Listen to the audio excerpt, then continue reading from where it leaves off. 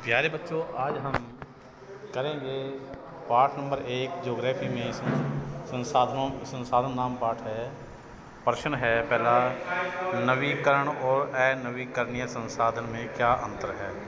प्यारे बच्चों, वे संसाधन जिन्हें भौतिक, रासायनिक और यांत्रिक प्रक्रिया के द्वारा पुनः तैयार किया जाता है, उत्पादित किया जाता है, पुनः बनाया जा सके, उन संसाधनों को हम नवीकरणीय संसाधन कहते हैं। जैसे सौर ऊर्जा, पवन ऊर्जा, मृदा जल।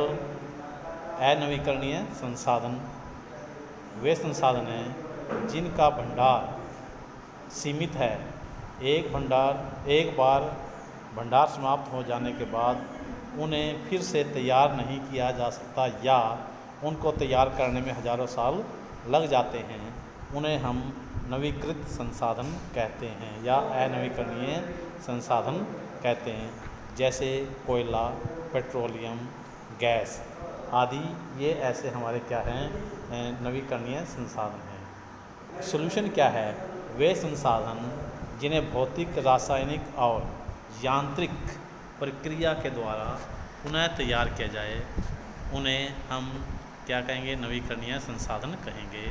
जैसे सौर ऊर्जा, पवन ऊर्जा, मृदा, जंगल आदि। अनवीकरणीय संसाधन जिनका भंडार सीमित है, एक भंडार समाप्त हो जाने के बाद उसे दोबारा बनाने में कई हज़ार साल लग जाते हैं। जैसे कोयला, पेट्रोलियम, प्राकृतिक गैस। तो प्यारे बच्चों, ये था पहला प्रश्न। अगला प्रश्न है, मानव संसाधन विकास से आप क्या समझते हैं। प्यारे बच्चों, मानव संसाधन ये सबसे महत्वपूर्ण संसाधन है।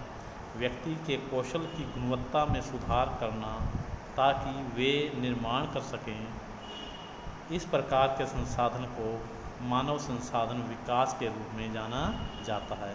दूसरे शब्दों में हम कह सकते हैं, अधिक संसाधनों के निर्माण में समर्थ होने के लिए व्यक्ति की योग्यता और कुशलता में सुधार करना ही मानव संसाधन विकास कहलाता है। तो प्यारे बच्चों, फिर दोबारा ध्यान से सुनेंगे।